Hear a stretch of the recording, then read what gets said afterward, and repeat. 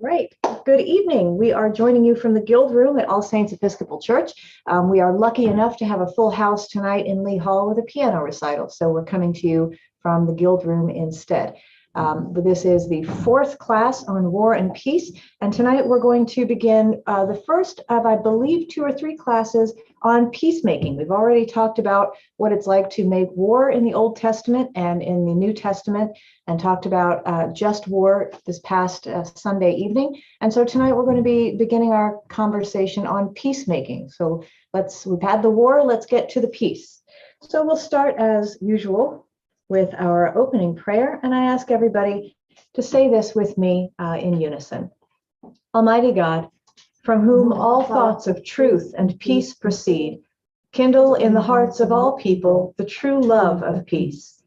Guide with your strong and peaceful wisdom those who take counsel for the nations of the earth, so that in tranquility your kingdom may go forward until the earth shall be filled with the knowledge of your love, through Jesus Christ our Lord. Amen. And then for our opening scripture, we'll read responsively. I ask the folks that are sitting here with me and coming to me online through Facebook or Zoom or YouTube to say the bolded and italicized together. Blessed are the peacemakers, for they will be called children of God. You have heard that it was said, an eye for an eye and a tooth for a tooth. But I say to you, do not resist an evildoer. If anyone strikes you on the right cheek, turn the other also. And if anyone wants to sue you and take your coat, give your cloak as well. And if anyone forces you to go 1 mile, go also the 2nd mile. Give to everyone who begs from you, and do not refuse anyone who wants to borrow from you. You have heard that it was said, you shall love your neighbor and hate your enemy. But I say to you, love your enemies and pray for those who persecute you, so that you may be children of your Father in heaven. For he makes his sun rise on the evil and on the good, and sends rain on the righteous and on the unrighteous. For if you love those who love you, what reward do you have? Do not even the tax collectors do the same? And if you greet only your brothers and sisters, what more are you doing than others? Do not even Gentiles do the same? Be perfect, therefore, as your heavenly Father is perfect.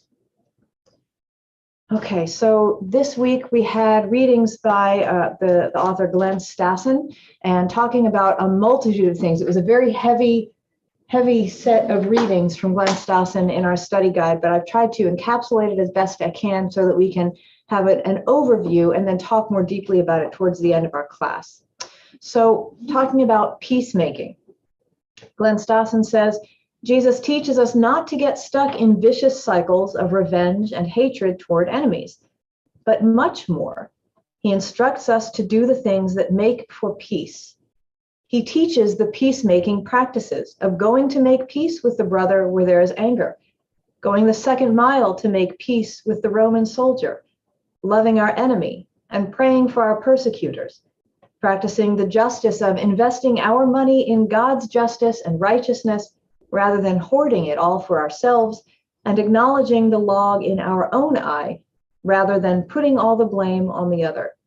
And you know, the gospel for this coming Sunday is the parable of the Prodigal Son. And it's not one that before this class cycle came up that I would have thought was a story about making peace. It's a story of forgiveness, which is certainly wrapped up in the concept of peacemaking.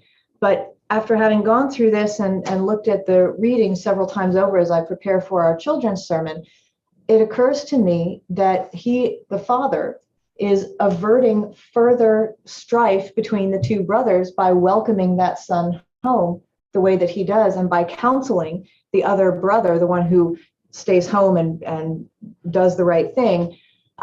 This is a way of making lasting peace within the family itself.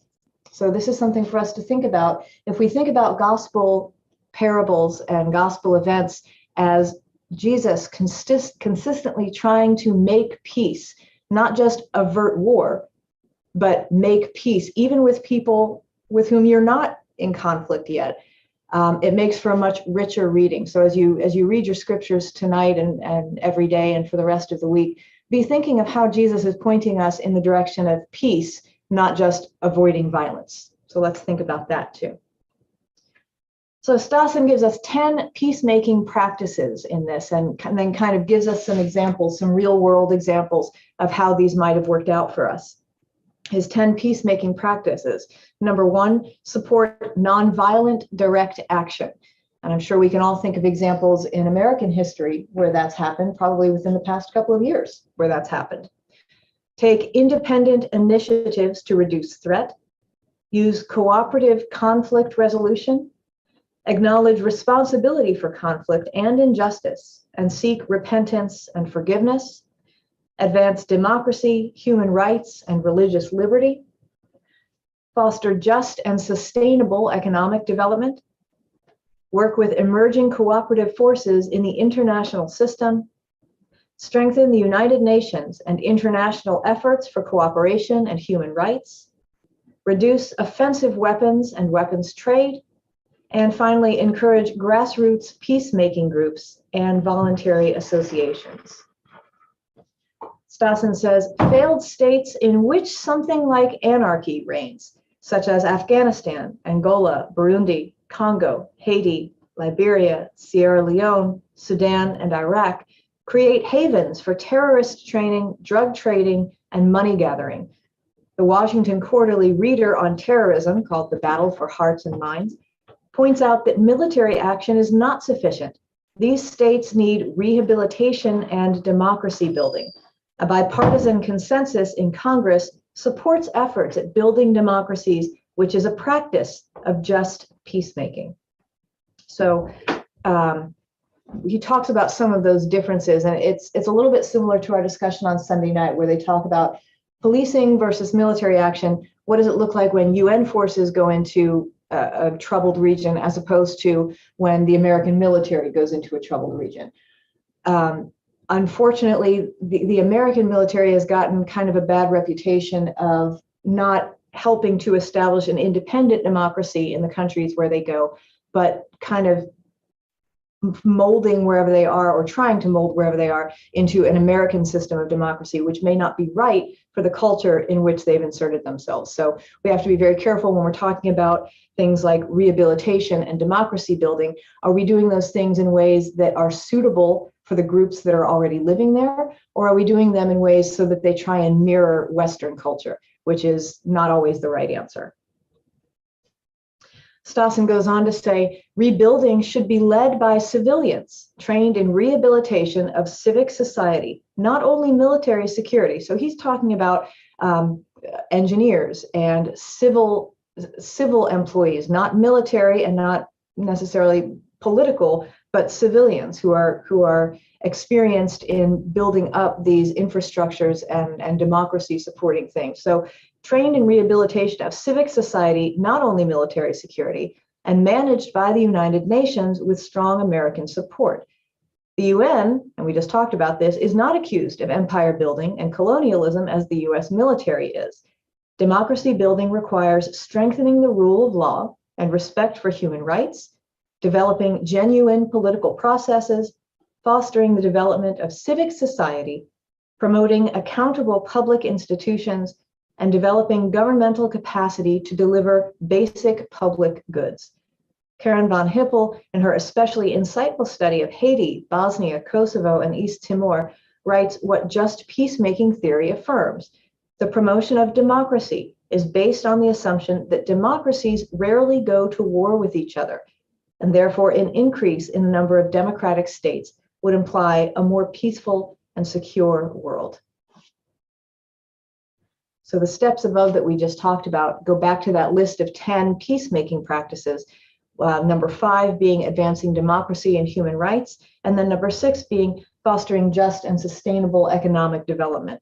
We know that when people are in poverty, when they're in very dire financial straits, it is very hard to achieve peace even on a personal level, never mind at a societal level. And we've all seen, I'm sure, Maslow's hierarchy of needs, where you've got all your basics, and it's only when you cover the basics that you can even get close to reaching the top of that hierarchy, which is where you can start working on your spiritual, your mental, your emotional wellness. If you're not being taken care of with your most basic needs, it's going to be really hard for you to reach higher and attain any kind of greater security within yourself and with the people around you. So that's what they're talking about here. Talking about weapons. Many fear that terrorists could attack the United States with biological weapons. And as a matter of fact, that was a very hot topic when coronavirus first entered the United States. And it still is, I don't know why it's debated, but it's still kind of a topic of conversation where was it something that was an accident? Was it something developed in a lab? Is this a direct attack?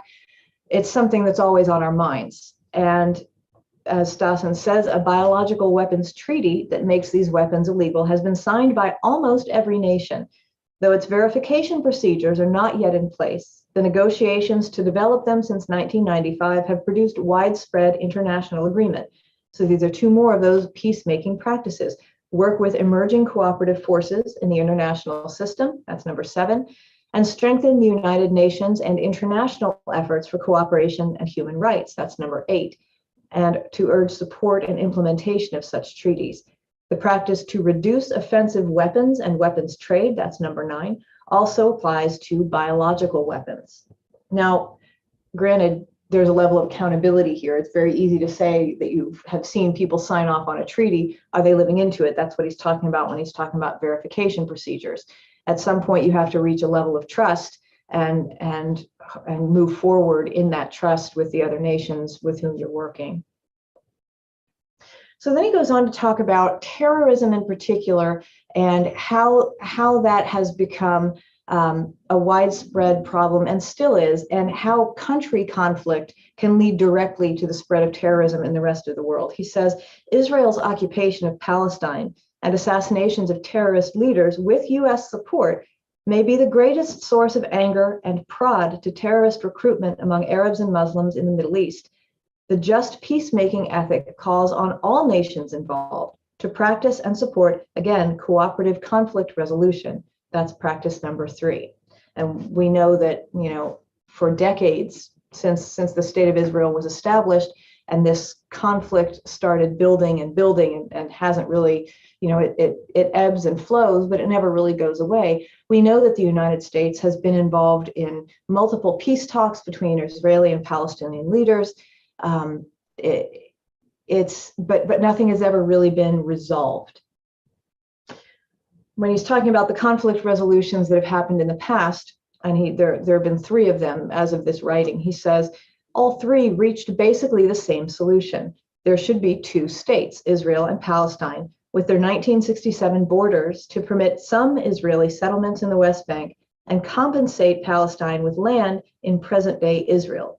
Yet, Israel keeps extending settlements in the West Bank and occupying Palestinian territory militarily.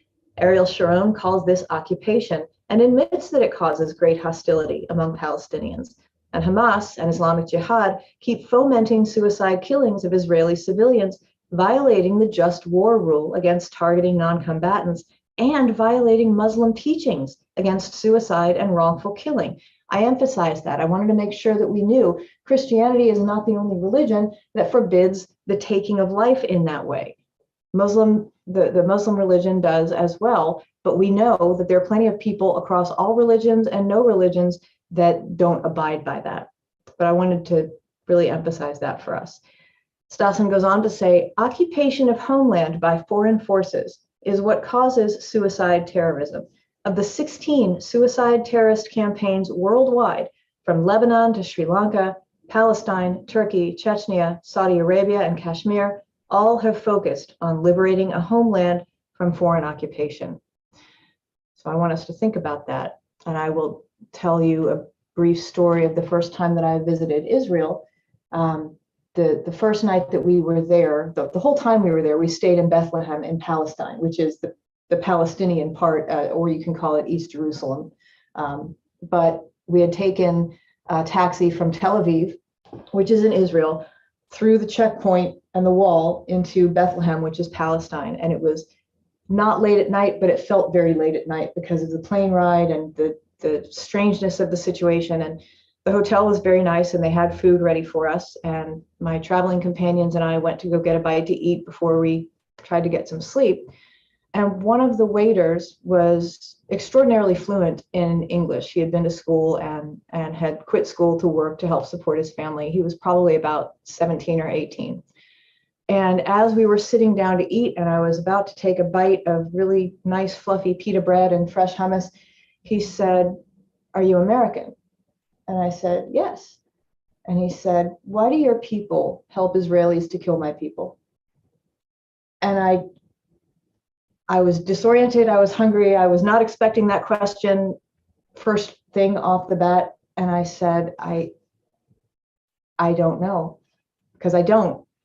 And I know why he would ask that. And I know why it feels that way to him, because there is massive American support for Israeli occupation in Palestine. And he went on to say that his older brother had been going to school one day some years ago and had been shot by Israeli soldiers because he panicked. They asked him what he was doing on his way to school. He was just a school kid, had a backpack, but there were just books in it. And he panicked and bolted, and they shot him in the back and killed him. And he said it devastated his family. They could think of nothing else, and had a lot of questions. And I was there for a peace conference, so I wanted to say, I'm not ready to answer this yet. Can you ask me in a few more days? But most of the people that I met when I was there, and I spent most of the time in Palestine, not on the Israeli side of the checkpoints and the barrier wall, and most of the Israelis that I met, as a matter of fact, don't want things to happen the way that they're happening right now. And for all the people I spoke to that had been born and raised or lived for a long time in that area said, for the longest time, we did all live together, and it was fine. People go to the mosque, people go to the synagogue, people go to church. We all shop together. Our children went to school together. We got sick together. We got well together. We don't want this any more than anyone else. Why is it this way? Why are the governments of all these nations taking such an active part in our lives? We don't want it this way. And it's very hard to find an answer for that. But reading this really brought that home to me. And I've often challenged people, if you don't understand what's going on there, imagine if an outside entity came into the United States and said, well, for all the land that you took away from the indigenous peoples when you came and settled into the Americas, we're pushing you out of that land and giving it back to the people who originally settled it. Do you really think Americans would go and take that without a serious struggle, without a fight? It would be very difficult. And that's the only thing that I can think of to equate it to. So when we talk about occupation of foreign lands, that's one of the things we have to take. That's never happened here, except for our being on the giving end of that and not on the receiving end of that. So we don't know, most of us, unless we come from a country where that's happened, we don't know what that feels like. But it happens all the time in other countries. It's happening right now. So I want us to think about that. Stassen says, the prophets of Israel cautioned that if the nation did not keep covenant with God, do justice, and stop trusting in military weapons rather than in the ways of God, it would experience the destruction of war and be sent into exile. Jesus warned 5 times of the destruction of the temple if Israel did not do the things that make for peace. And this goes back to the very first class we had talking about the Old Testament, where any battle that the Israelites, the Hebrew people, fought, it was with the deep, absolute understanding that they are not the ones fighting this war, that God is. And when they start turning to other nations for support, and when they start lifting up their own humanity as being the primary mover in all of these successes, that's when they end up kind of tanking and going into exile and being defeated, all these other things. So that's that first paragraph. Stassen goes on to say, ideologues and Zionists who say today that Israel can practice injustice, put its trust in military weapons, and violate God's ways, yet at the same time maintain security in the land, are doing Israel no favor. They are misleading the people and betraying the word of the prophets and of Jesus. Israel is traumatized by the Holocaust, the hostility of surrounding Arab nations, and the violent terrorism of the Palestinians. Palestine is traumatized by the occupation, the expanding settlements, and the violence and assassinations by Israel. They both need help if peace is to be made. Before we move on to the second part, which is kind of going over that really interesting William Blake illustration, I want to go back to the peacemaking practices and talk a little bit more about those. And right now, everything we just said about Israel and Palestine, maybe not everything, but to some extent, what we just said about Israel and Palestine, we can look right now at what's happening in Ukraine and Russia and see the seeds of something similar coming out of this. Russia wants to absorb Ukraine into the country of Russia and not let it have its independence. Understandably, the Ukrainians are saying, no, this is our country. This is an independent country with citizens who have lived here all their lives and identify rightly as Ukrainians coming from Ukraine as a separate entity. You can't do that. And they have put up a fight, and I'm sorry that it got to that point, and I'm sorry that it was started in the first place. But we can see similar things going on here, and I wanted us to be able to think about that when we think about these peacemaking practices. What are some things that might be done?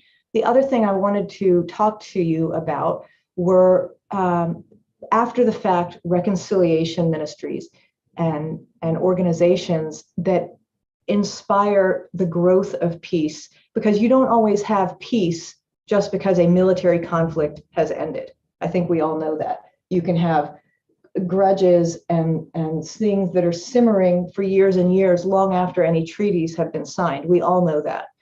So what are some things that have been done in the world before when there have been situations of great conflict and violence as reconciliation ministries? And I will see if anyone that's joining us today knows anything about that. Brenda or Art or Lauren or Mary or David, anything that comes to mind when we think about reconciliation that has come about after times of conflict? Mary? Well, South Africa is, I think, That's a shining the example. best example I can think of. Can you tell us what happened in South Africa? Well, at the end of apartheid, the Truth and Reconciliation Commission was set up. And as I understand it, it involved the guilt, the oppressors, admitting what they had done and asking for forgiveness or Amnesty. and through that process, it wasn't like apartheid ended and then, okay, everything's fine now, Right. we're going to just all be hunky-dory. They realized that they had to go because of the horrible evils that had taken place, that people needed to go through that experience before they could live together peaceably. Mm-hmm. That's exactly right. That is what happened in South Africa, and it was a model, became a model then for other reconciliation ministries and things after that. David? I was going to say the Marshall Plan after World War II. Okay, tell us about that. Essentially, Marshall, I'm not sure whether anybody fought or anything, basically said we have to rebuild Europe. We can't basically hold grudges. And my sense is I think there was some level of, I mean, obviously we dealt with the war criminals, but in the basic sense, we treated each country as needing to be fed something to get back to normal. Okay, that's a good example. Anyone at home have any ideas or examples of post-conflict reconciliation that worked, or at least for a while? Well, Ireland seems to have done pretty well. Ireland is working on it. Brenda, what were you going to say? I was just thinking about the United States and the Native Americans and the conflicts that they had with the invasions of, the Europeans, and then they put on reservations, and they're still living on reservations. So, but they do have some rights now. But yeah, but their land will never be returned to them. That's no, for sure. Yeah. Thank you for bringing that up. Mhm. One other ongoing thing that I would mention, back if you don't mind, one other ongoing thing that I would mention, and this is happening in Israel and Palestine, is it's sort of like an activist group. It's sort of like a support group, but it is former Palestinian, I don't know if soldiers is the right word, but people who were involved in violent acts who were Palestinians, and kind of insurgents, I guess you could say, and Israeli soldiers. And the requirement to be a part of this group is that you have lost a child to the conflict between Israel and Palestine. And the second time that I went there, we heard a man talk about this who had been a Palestinian reactionary, had been in prison several times when he was a young man, settled down, had a family, and his daughter was killed by Israeli troops on her way to school. Apparently that's a fairly common thing. I don't know why, but his daughter was killed, and he was filled with this rage and didn't know whether he should go back to being the kind of person he had been as a young man and feeling violent. And one of his friends encouraged him to at least sit in on one of these groups. And it's Israeli soldiers who have lost children in Palestinian assaults and Palestinians who have lost children in Israeli assaults, and they grieve together. And then they talk about why they chose to do what they did. Why did you choose to remain in the Israeli military? You don't really have a choice if you're an Israeli. You've got to serve at least for 2 years. But why did you choose to stay? What was on your mind the day that things happened? And he said, there is nothing to be gained by revenge, was his final word on it. He said, my daughter is never coming back. There is nothing I could have done against another Israeli person that would have made my pain any less, that would have brought justice to the situation. The only justice that we can hope for is to make peace so that this doesn't happen to other parents. And it was a remarkable thing to hear. There amongst our group, there was not a dry eye in the house, not even his. It still causes him, I can't imagine the kind of pain. But these are the kind of things we're talking about. So we talk about supporting nonviolent direct action. What I think of when I think of that is the civil rights movement in the United States, where Dr. Martin Luther King and his followers did so much that was not any kind of violence or physical assault against anybody. It was the sit-ins, it was the marches, it was all of these things that actually really did lead to real change and ongoing change. We're not done. We still have a lot of work to do when it comes to race relations in the United States, but it started a much different process than anything that had gone before. And let's see, taking independent initiatives to reduce threat, using cooperative conflict resolution. That's one of the things that I think this group that I just talked about with the Israelis and the Palestinians, that's cooperative conflict resolution. They're bringing groups of people together who have every right to be furious with each other and to seek vengeance. But what it does is encourage this conversational, cooperative resolution of a longstanding conflict that in many cases also they've been taught to have. It's often said that we're taught to hate. We don't start that way, but we're taught by our parents, our schools, other authority figures that thus and such a group of people or this kind of person is not somebody that you like, is not somebody that you should want to have a good relationship with. And then going back to kind of the last class we had on just war, when it talks about demonizing your enemies, that's the most dangerous thing. When you see things that are coming out in the media from our country and from other countries that say, well, this group of people, well, they're just animals, or, well, they're not even human. Be very careful when you start hearing language like that from anybody in authority that wants to dehumanize or demonize other groups of people, because that's kind of the first step to making it okay to go after them. Well, they're not even human. They're not even people. They're just animals. We should eradicate them, right? Acknowledging responsibility for conflict and injustice and seeking repentance and forgiveness.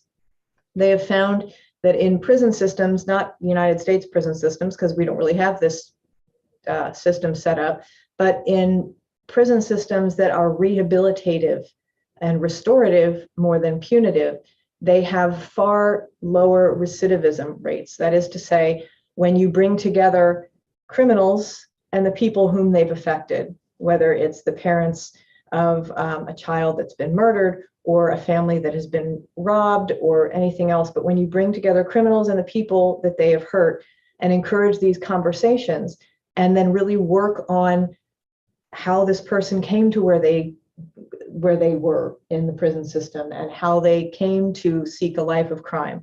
When you work on the inner part of that person and try and restore them and reconcile them to the rest of the world, and then equip them to do good once they get out of prison, you have a lot fewer people that come back into the system. But that requires a lot of time and a lot of different personnel than what we have, and probably fewer people that are going to prison in the first place. But it's something that has been proven to work in a lot of other places around the world.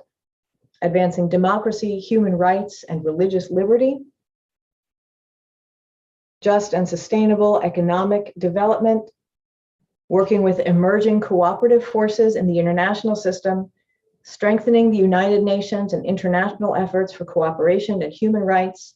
Reducing offensive weapons and weapons trade, and grassroots peacemaking groups. This is a big one because there are lots and lots of different groups throughout the Church Universal, and there are many within the Episcopal Church too that are these very low-scale grassroots peacemaking groups. And in fact, both of the groups with whom I went to Israel were involved in those kinds of things, and were making a big impact because they were the ones on the ground bringing people together to have these conversations. It's not what you see on the news where you've got two heads of state that you know are not going to walk into a room and agree with each other ever.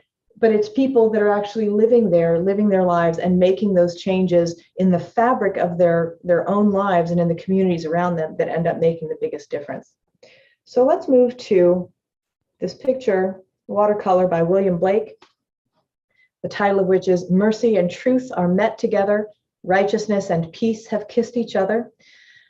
This is one of his watercolors. It's actually very beautiful. The colors are very calm and serene, and you have these two figures that are embracing under this benevolent gaze of God the Father and the heavenly host, and it's this very peaceful image.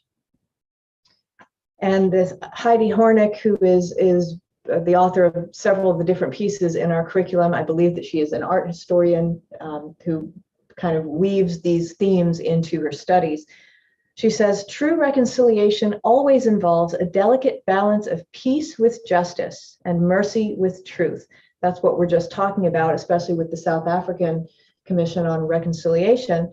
Peace with justice. They're not saying, no, we don't need to know what you did. Just don't go home and don't worry about it. They're saying, no, you've got to come and tell us. That's the mercy and the truth. We will listen to you. We will share your story. We will let you speak to the people whom you hurt. This is the restorative and rehabilitative prison ministry that goes on, not here necessarily, but in other places around the world, where it's saying you're still accountable for what you've done, but we're going to make sure to bring in these elements of mercy, the same way that God brings mercy into his dealings with us, and peace. She says, this truth came home to peacemaker John Paul Lederach when he traveled with the International Conciliation Team of the Mennonite Central Committee during the Nicaraguan Civil War. The team reflected on Psalm 85, verse 10 daily, he recalls, imagining 4 voices of mercy, truth, righteousness, and peace. And verse 10 is the title, the same as the title of this picture. Mercy and truth are met together. Righteousness and peace have kissed each other. So that's what they were concentrating on.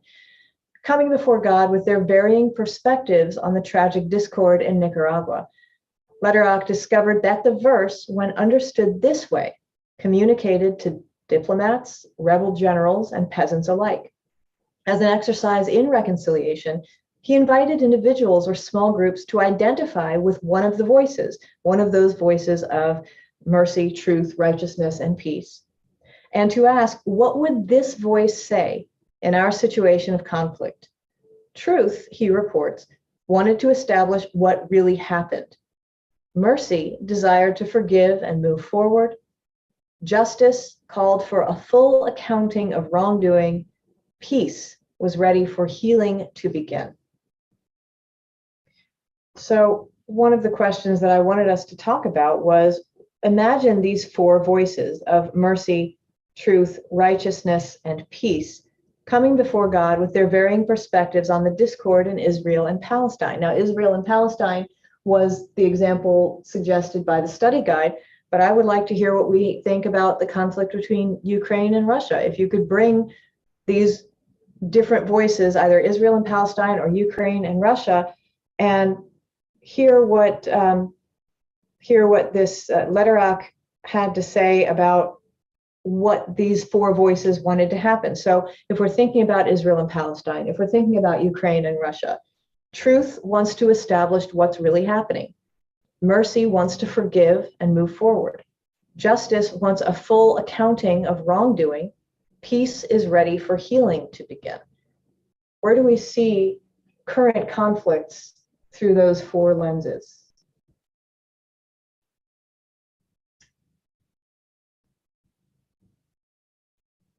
For justice, I think the idea that you see now taking note of war crimes already, even though, I mean, Yeah. almost for future use, I feel like, but it's being kept note of or Yes. remarked on or publicized. I think that's Okay. So Lauren is mentioning that in the conflict with Ukraine and Russia right now, they're kind of keeping a tally of war crimes so that they can have accountability for it at some point when this has all calmed down, which I think is important. I think that's been done in every major conflict that I can think of. Certainly the Nuremberg trials, they had an accounting, a pretty full reckoning of war crimes and brought those people to justice when they could get a hold of them. So there's the justice part. We want a full account of wrongdoing. So war crimes would fall. And how do we see war crimes through the lenses of mercy and of peace? Because truth and justice, we're saying, we were here, we saw what happened, this is the truth of the situation and the ways in which these crimes were committed, and we want the full story once we have the people responsible. That's justice. So where does the mercy and the peace then come in? That's kind of a tough one. Well, David? excuse me, speaking of the mercy part, one of the things, it could have been a propaganda piece. But I was fascinated last week that there was a film clip of a Russian soldier that had been captured by the Ukrainians. Mm-hmm. And they were feeding him, they were treating him well, they were treating him like a decent human being. And my sense was that's I assume what wouldn't happen if a Ukrainian person was captured by the other side. A Ukrainian fighter, I should say, not just a Ukrainian person off the street. So I mean, my sense is there's an element of that. Okay, thank you. Some mercy in there. What else? I think the war in Ukraine is still at such an early point. It's hard to even imagine the idea of mercy and forgiveness and moving forward, because Russia still hasn't even admitted that they're at war officially.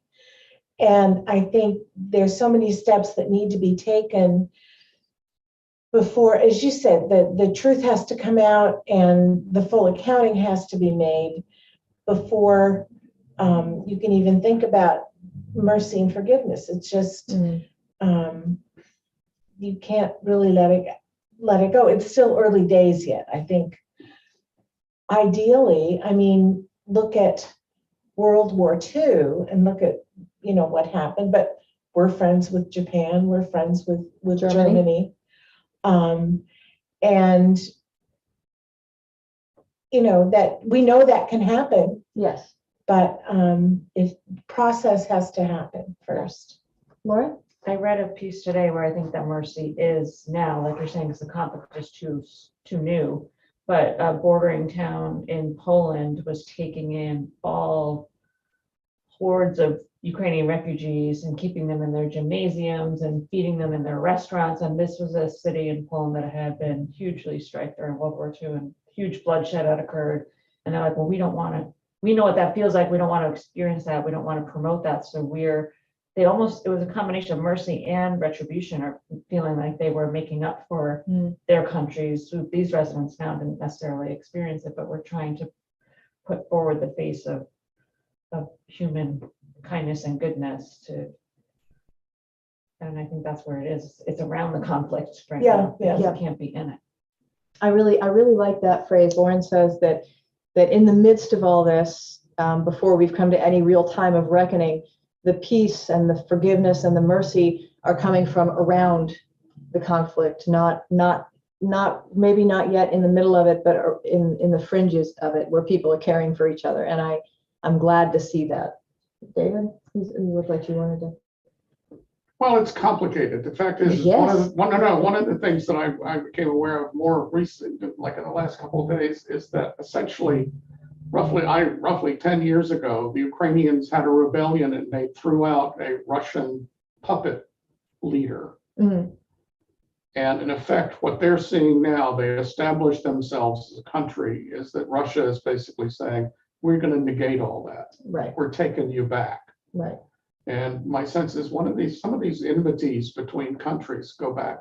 My sense is I read an article about China and China, what the current administration in China is promoting, and they're promoting a kind of nationalism. But part of that is that they hate Japan because of a war 5 centuries ago. Right.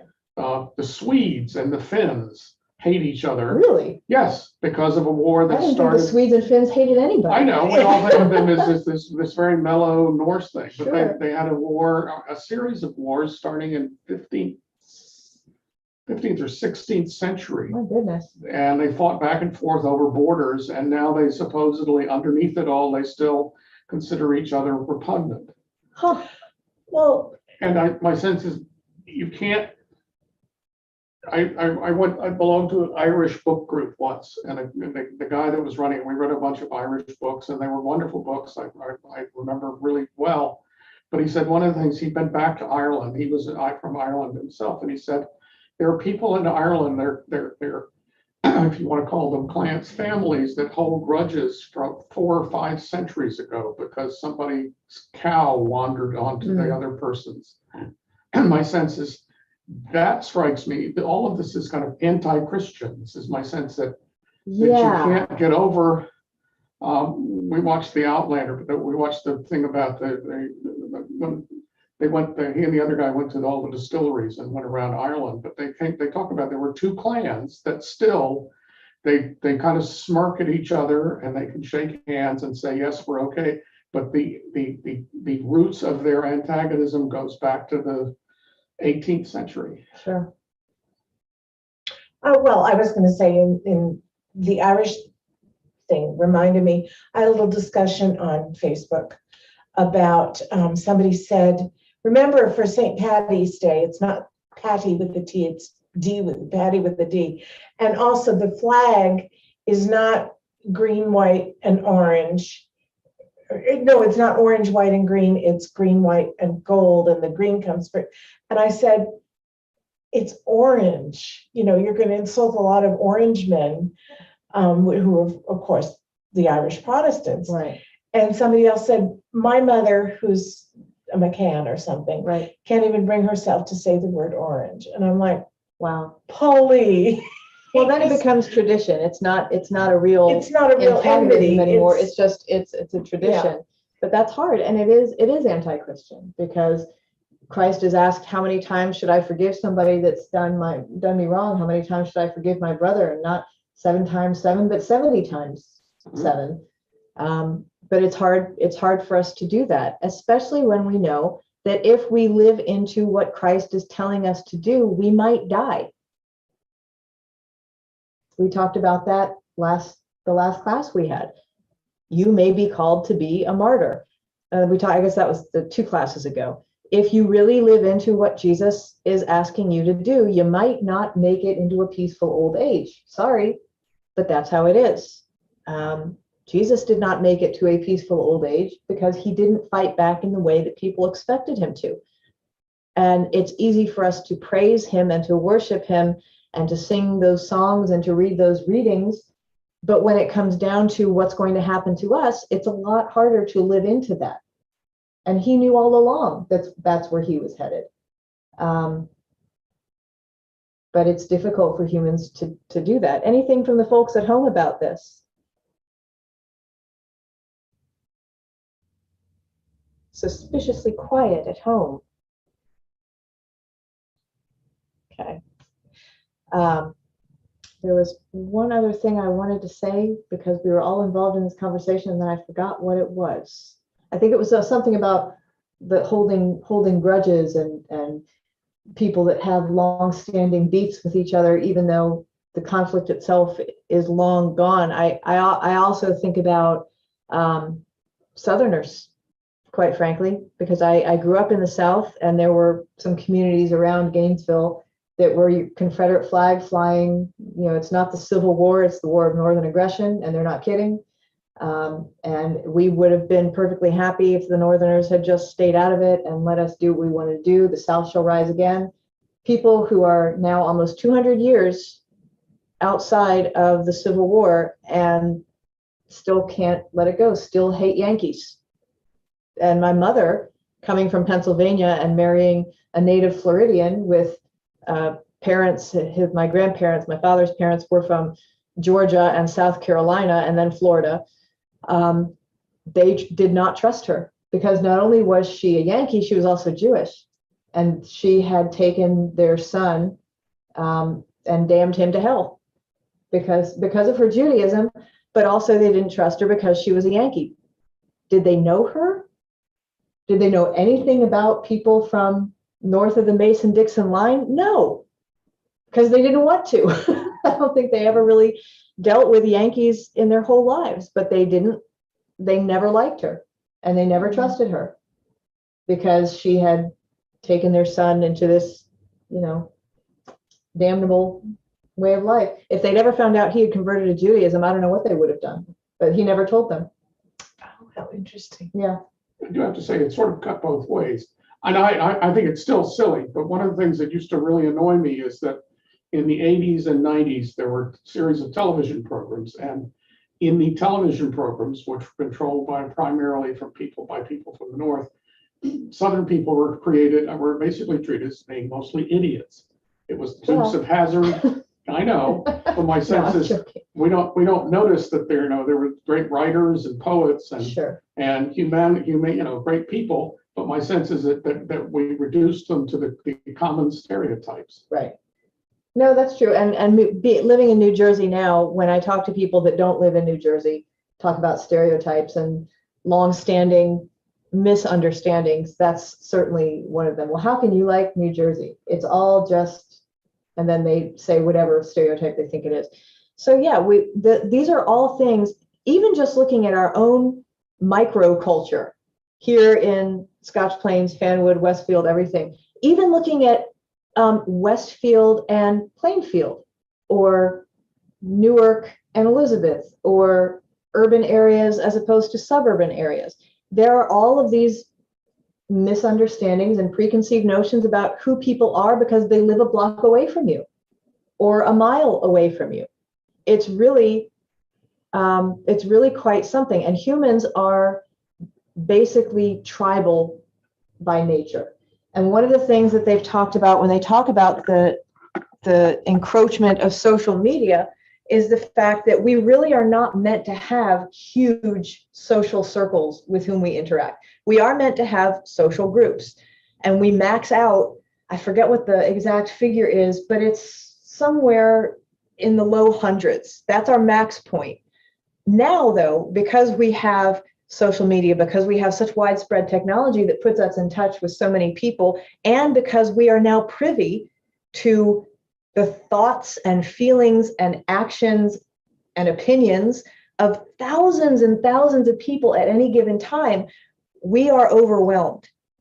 And that is part of where our fatigue is coming from, particularly in these past 2 years, 2 to 5 years, where there's been and in the past 2 years, such concentrated trauma for so many people, we are overwhelmed. And part of that does come from the fact that we are receiving way more social information than we are biologically, evolutionarily equipped to have. So if you feel like you're struggling, that's at least one of the reasons why. We're not meant to receive this information, this kind of information about so many people, and not to put it, this sounds like a strange way to put it, but we are not meant to care about this many people. We are meant to care for our immediate social circle, our family group, the people that are kind of associated with our family group, and maybe a circle or two beyond that. We care for those people, we protect those people. That's a good thing. However, that can turn and does turn into a tribalistic thing, which is, these are my people. Anyone who differs from them in opinion, belief, occupation, all of these things, they are subject to becoming the enemy without too much prompting.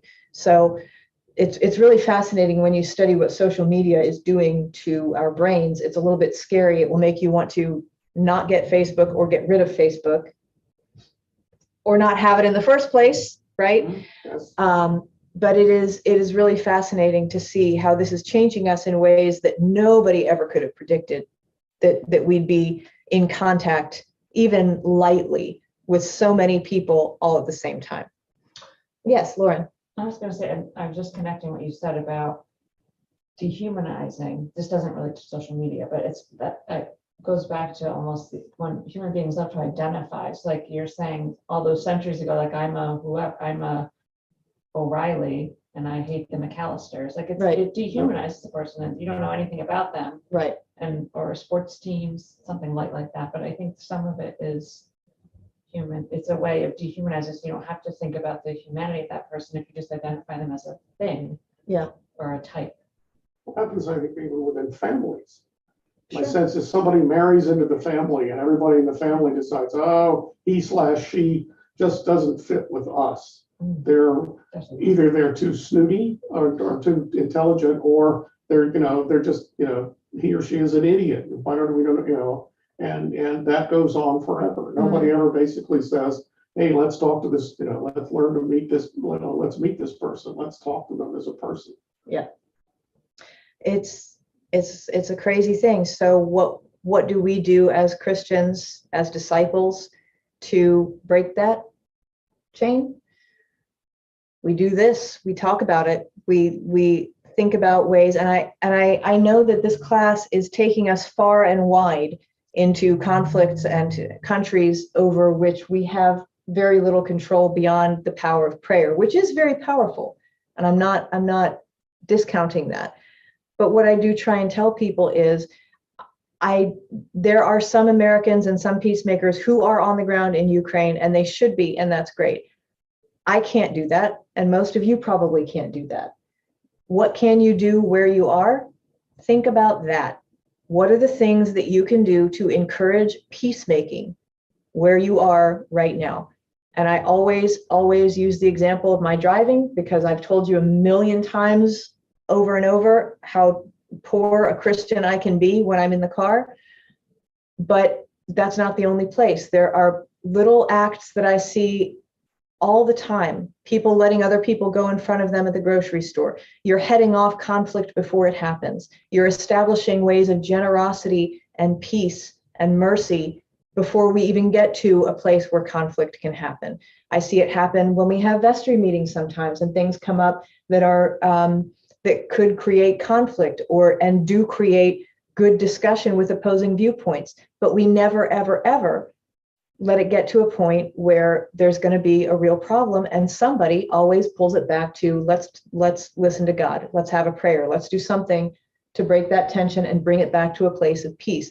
Those are the kind of things I'm talking about. When you're in a conversation with somebody with whom you're not agreeing and things are starting to go south, that's something that you can do with your spouse, with your family member, with a friend, with an enemy.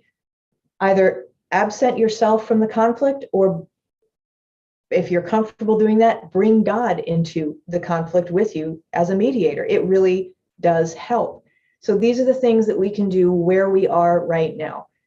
It may not look like a battleground. And I don't ever want to equate our day-to-day life in relative peace and safety here with what other people are going through throughout the world. But we all have these little battles that we have to subdue. And these are the ways in which we do it. We think about mercy and truth and righteousness and peace and justice and all the ways that we are perfectly capable of enacting them right now. We don't have to wait to be involved in some big conflict. In fact, we don't want to get to the point where we're involved in some big conflict. Where are you right now that you can make these things known to yourself and to the people around you? We'll close with Psalm 85 in its entirety, and we'll read it responsively by whole verse. This is where that key scripture came out of that we were just talking about. Lord, you were favorable to your land. You restored the fortunes of Jacob. You forgave the iniquity of your people. You pardoned all their sin. You withdrew all your wrath. You turned from your hot anger. Restore us again, O God of our salvation, and put away your indignation towards us. Will you be angry with us forever? Will you prolong your anger to all generations? Will you not revive us again, so that your people may rejoice in you? Show us your steadfast love, O Lord, and grant us your salvation. Let me hear what God the Lord will speak, for he will speak peace to his people, to his faithful, to those who turn to him in their hearts. Surely his salvation is at hand for those who fear him, that his glory may dwell in our land. Steadfast love and faithfulness will meet. Righteousness and peace will kiss each other. Faithfulness will spring up from the ground, and righteousness will look down from the sky. The Lord will give you what is good, and our land will yield its increase. Righteousness will go before him, and will make a path for his steps. Lord, make us instruments of your peace. Where there is hatred, let us sow love. Where there is injury, pardon. Where there is discord, union. Where there is doubt, faith. Where there is despair, hope. Where there is darkness, light. Where there is sadness, joy. Grant that we may not so much seek to be consoled as to console, to be understood as to understand, to be loved as to love. For it is in giving that we receive. It is in pardoning that we are pardoned, and it is in dying that we are born to eternal life. Amen. Amen. Thank you all for joining us tonight. Our next class will be on Sunday at 7:00 p.m. And again, that will be both on site here in Lee Hall. It will be back in Lee Hall on Sunday evening, and of course online through Facebook and Zoom and YouTube. I hope to see you all either on Sunday morning or Sunday evening, or preferably both. Have a great night, everybody. Thank you.